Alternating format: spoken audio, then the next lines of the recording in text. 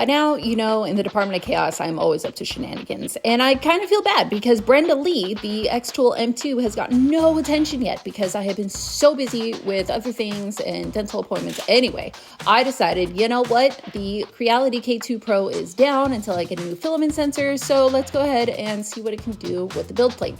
Through this in the Xtool M2, I absolutely love how many cameras this has because trying to map on the M1 Ultra Titus was kind of, you know, a pain, and this just makes it so much easier. Plus, it has auto material mapping, so it'll try and guess what you're using. I uploaded a clean PNG of my logo, and inside of the Xtool Studio, you can remove the background, edit, size, whatever you need to do. There's AI, it's a whole bunch of fun stuff.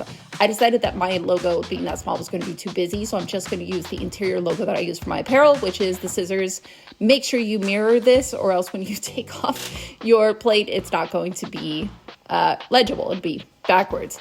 Next, multiply all of your logos and you're going to align them horizontally. Now use the distribution button to equally space them apart. I put in too many, so I deleted some and then I distributed them again. Still too dense, take out another two, do it again. Okay, I'm actually happy with that. Now we're gonna do the same thing. We're gonna group that and then make a whole bunch of those rows, distribute vertically, which would be top and bottom, and then you get this cool pattern. I decided to offset every other one so I had more of a crosshatch pattern than just a grid, and it came out so amazing. I really hoped that this was going to go through. It was a little too big, so I just went ahead and deleted that last row of them, and now we're ready to print. These are my settings. I'm gonna go super slow so you can see them. I used 1/8 titanium sheets, processing 80, speed 140, all the fun stuff. I didn't touch any of the engraving modes. It's still on bidirectional. Then smash that process button. It's going to take a minute to process all this. It's a lot of graphics it's got to try and map out. I'm going to go over to the printer. You cannot hit print from the Xtool Studio. You actually have to manually go over. Oh my God, look at all those needles. I got to pick those up. Anyway, turn the filter on. Filter goes from the Xtool M2 straight to the desktop filter, which goes out through an isolated foam mount in my window. And this version is so much quieter than the one that Titus has, which is the M1 version.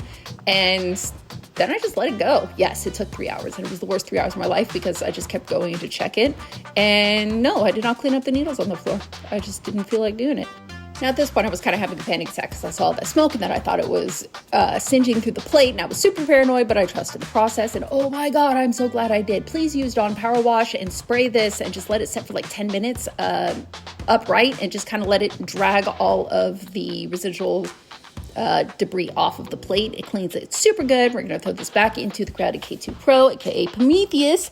And then I started doing little coasters, but then I took them off because I had a failed print and figured, okay, well, let's take a look at them. So this is the plate. I had a little oopsie poopsie at the bottom, but it's okay. It doesn't affect it all. Who cares? Whatever. Shut up.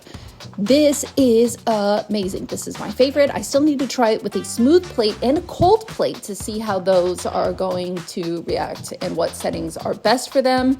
But I need to get them, so you're gonna have to be patient with that one. But this came out so amazing, and look at that detail. You could see the laser cut lines, which is fine. There are settings if you wanted to blend it a little bit more, but I actually kind of like it. This was also really good use of my new magnifying glass, and it is now pumpkin spice season, I've called it. Okay, love you, bye.